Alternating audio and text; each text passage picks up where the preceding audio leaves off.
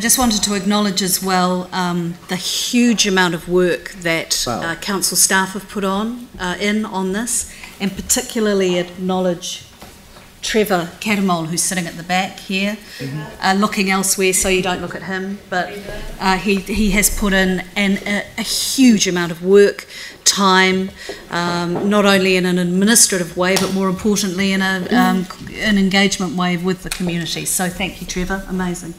I think, can we give him a clap?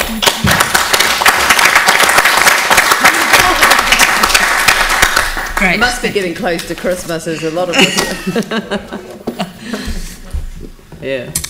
All right, so this is from our report, and we, as you have as well, have thanked the Lions International Foundation for their offer. This building was much needed in the St Albans area and has done a great job, but as Mr Prosser said, it is a transitional building and it is time for it to move on as we look forward to the building of the permanent community centre there.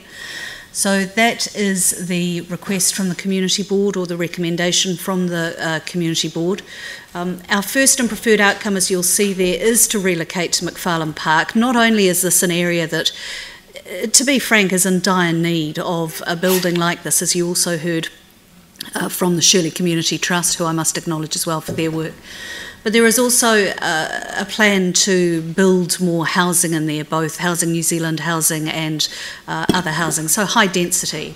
And as we so often hear, these buildings and these facilities for communities are often forgotten about when these plans are put in place. So this is actually really important to support that community as well. I have nothing further to say. Emma, did you want to say anything? No, I think you've covered it. I presume that Pauline would like to move it and Mike would like to second it. So, Pauline. Yeah, thank you. Look, I'd also just reiterate what everybody's already said, and for the great words from the Lions too. And for a global, international organisation to put their eye on Christchurch in our crisis, we're really, really grateful for that. Not only for St Albans for allowing activation there, but now to move through to Shirley. But I would also like to acknowledge the work that Digby's done, the whole process here, and they talk about partnership and collaboration and this being a new way to work. And it's the way this council wants to work too, and we are working like this, improving the success of it. And Digby's been right at the coalface here. We've had the meetings, I don't know, monthly, sometimes more often, sitting around a table talking about how we're going to overcome these little obstacles that do tend to appear here and there. Worked through really well, and Digby's actually got to know that community group very well, and I think that that's a powerful message to take back from the success of this. So we can't really understate what this will mean to this community. It's a fantastic benefit. The Shirley Trust is actually now able to expand their programs, which it's a very timely arrival because they're suddenly seeing this incredible expansion happening organically. So I think the timing's perfect.